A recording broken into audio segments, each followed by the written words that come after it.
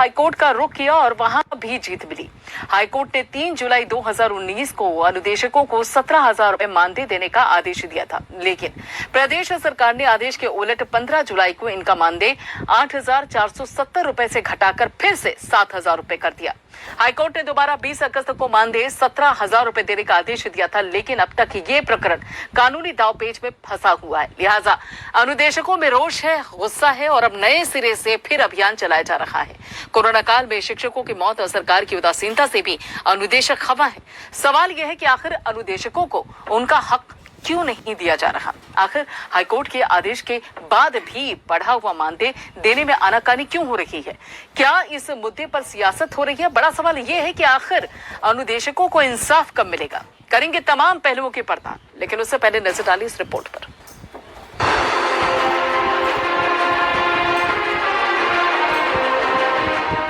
उत्तर प्रदेश के अनुदेशक लाचार, सिस्टम की मार हाल बेहाल, कोरोना काल में बिगड़े हालात, बढ़ रहा है आक्रोश, कैसे मिले इंसाफ? आखिर अनुदेशकों के अच्छे दिन कब?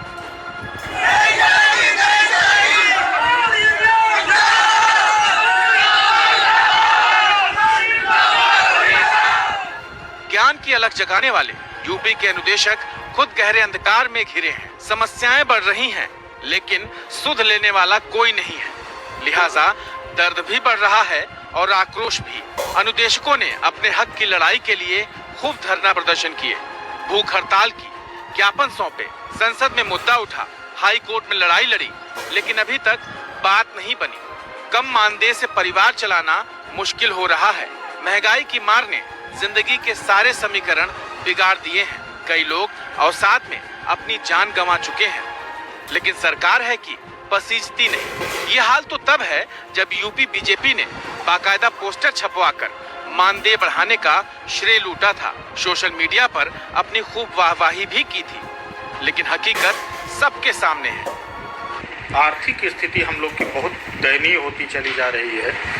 7,000 मानदेय से शुरू हुआ था कि उसमें से भी रिकवरी की गई 1,470 रुपए की, और पुनः आज की तारीख में हम लोग का मानदेय 7,000 ही है। अब एक बार अनुदेशकों ने इंसाफ के लिए फिर से अभियान शुरू किया है। बड़े आंदोलन की चेतावनी भी दी है। 2013 से और अब तक हम लोग लगातार विभाग के लिए अपने कर्तव्यों का ईमानदारी पूर्वक दायित्वों का निर्वहन कर रहे हैं, लेकिन तब भी 7,000 का मानदेय मिल रहा था और आज के दिन भी 7,000 का मानदेय मिल रहा है। दरअसल अनुदेशकों की नियुक्ति शिक्षा के अधिकार अधिनियम 2009 के तहत हुई थी। जुलाई 2013 में ये नियुक्तियां की गई थी। शुरू में 7,000 रुपए मानदेय तय किया गया था। 2016-17 में केंद्र को प्रस्ताव भेजा गया, मानदेय 15,000 करने का प्रस्ताव भेजा। मानदेय में महज 1,470 रुपए की ही बढ़ोतरी हुई। मानदेय 7,000 से बढ़कर 8,470 रुपए किया गया। 2017-18 में फिर 17,000 का प्रस्ताव भेजा गया। प्रस्ताव पास हुआ, प्रदेश सरकार ने ऐलान भी कर दिया, लेकिन सरकार ने केंद्र का आदेश पूरी तरह नहीं माना। मानदेय 17,000 से घटाकर 9800 रुपए कर दिया गया, लेकिन इसका भी भुगतान नहीं किया गया। इलाहाबाद और लखनऊ हाई कोर्ट में याचिका दायर की गई। कोर्ट ने सरकार का फैसला रद्द कर दिया। 17,000 रुपए मानदेय देने का आदेश भी दिया। अभी मामला हाई कोर्ट में, अगली सुनवाई 5 जुलाई को होगी। अनुदेशकों का कहना है कि भारत सरकार के मानकों के मुताबिक दिहाड़ी मजदूर भी न्यूनतम 18,000 रुपए पाता है, जबकि शिक्षकों को महज 7,000 रुपए ही दिए जा रहे हैं।